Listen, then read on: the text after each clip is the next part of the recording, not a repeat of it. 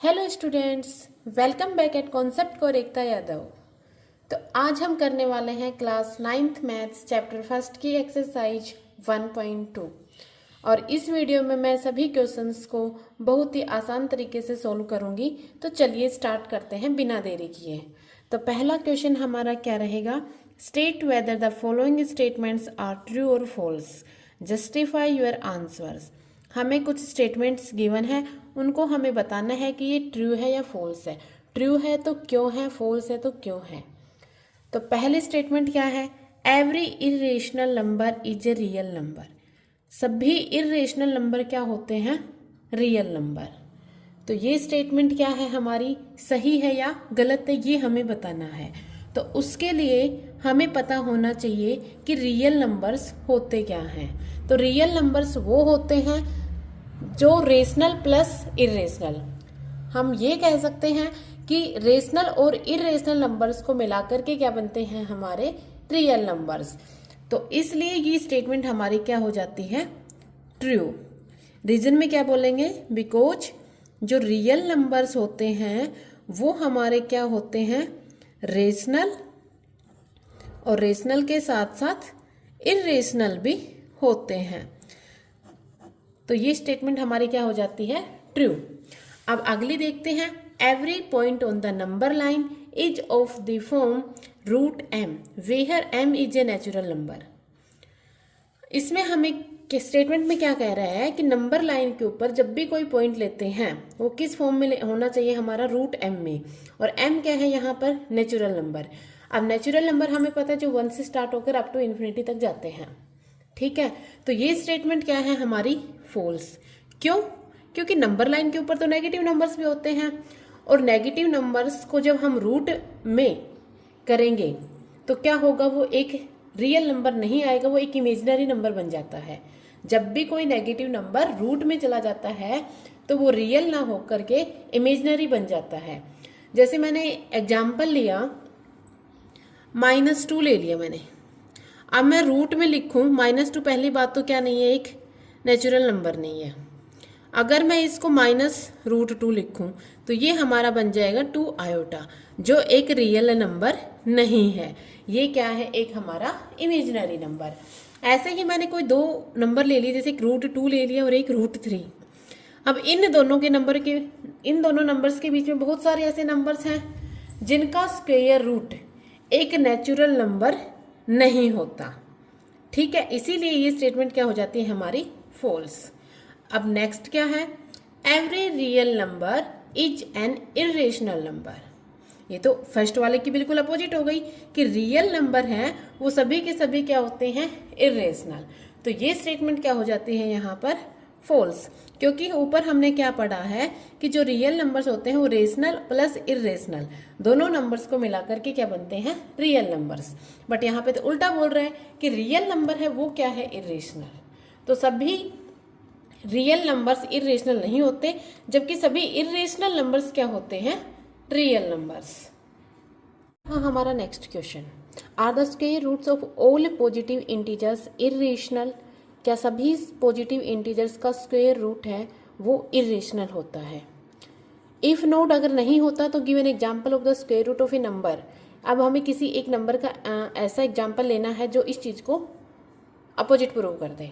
तो ये इसका आंसर होगा नो, कि सभी स्क्वायर रूट जितने भी हमारे पॉजिटिव नंबर्स होते हैं उनका स्क्वायर रूट लेंगे तो वो एक इरेशनल नंबर नहीं होता। जैसे मैंने एग्जाम्पल लिया 4, अगर 4 का हम स्क्वायर रूट निकालेंगे तो क्या आएगा, 2। वो एक इरेशनल नंबर नहीं है, बल्कि क्या है, एक रेशनल नंबर है। ऐसे ही हम बहुत सारे एग्जाम्पल ले सकते हैं, जैसे कि √9 लिया, इसको लिख सकते हैं 3, ये भी क्या है, एक रेशनल नंबर है। ऐसे ही √16 लिया, इसको लिख सकते हैं 4, ये भी क्या है, हमारा एक रेशनल नंबर।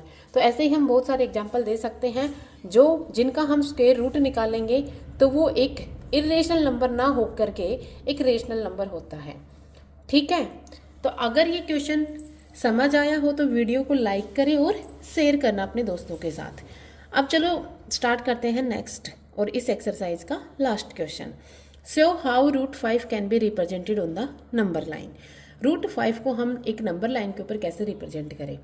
अभी तक हमने रियल नंबर्स को रियल नंबर्स में मतलब ये कह सकते हैं जितने भी हमारे इंटीजर्स होते हैं, इंटीजर्स जो पॉजिटिव नंबर हो गए, नेगेटिव नंबर हो गए, जीरो इंक्लूड होता है इसी में, उसको हम रिप्रेजेंट करते आए हैं नंबर लाइन के ऊपर। अब हम रूट वाले मतलब इरेशनल नंबर को हमें रिप्रेजेंट करना है नंबर लाइन के ऊपर, उसको कैसे रिप्रेजेंट करते हैं? तो इसका बड़ा ही ईजी तरीका है। √5 को हमें किसी ऐसे दो नंबर में ब्रेक डाउन करना है जो किसी नंबर का परफेक्ट स्क्वायर रूट हो। मैंने कर दिया 4 और 1। 4 भी एक परफेक्ट स्क्वायर नंबर है और 1 भी, तो 4 को लिख सकती हूँ मैं 2 का स्क्वायर, 1 को लिख सकती हूँ 1 का स्क्वायर। अब मैं इसी चीज़ को एक राइट एंगल ट्राइंगल के ऊपर एप्लीकेबल कर देती हूँ with the help of Pythagoras theorem. Base ले लेते हैं 2, हाइट ले लेते हैं 1, हाइपो आ जाएगा हमारा √5। अब मैं इसी चीज़ को नंबर लाइन के ऊपर कैसे रिप्रेजेंट करना है? तो सबसे पहले हमें एक नंबर लाइन ड्रॉ करनी है। तो इसके लिए आपको ज़रूरत पड़ेगी कंपास की और एक स्केल की, पेंसिल की। तो मैं यहाँ पे कहीं पे भी मार्क कर देती हूँ 0। मैं रफली बता रही हूँ, आप प्रॉपर तरीके से इसको सॉल्व करके देखना, बहुत ही आसान तरीके से हो जाएगा। इधर ले लिया मैंने -1। तो ये यहाँ तक तो सभी को आता ही है। उसके बाद यहाँ पर बेस में क्या है इसके 2, तो मैंने 2 पे क्या लगा दिया मार्क। अब राइट एंगल ट्रायंगल बनाने के लिए यहाँ पर हमें कितने डिग्री का एंगल बनाना है? 90 डिग्री का।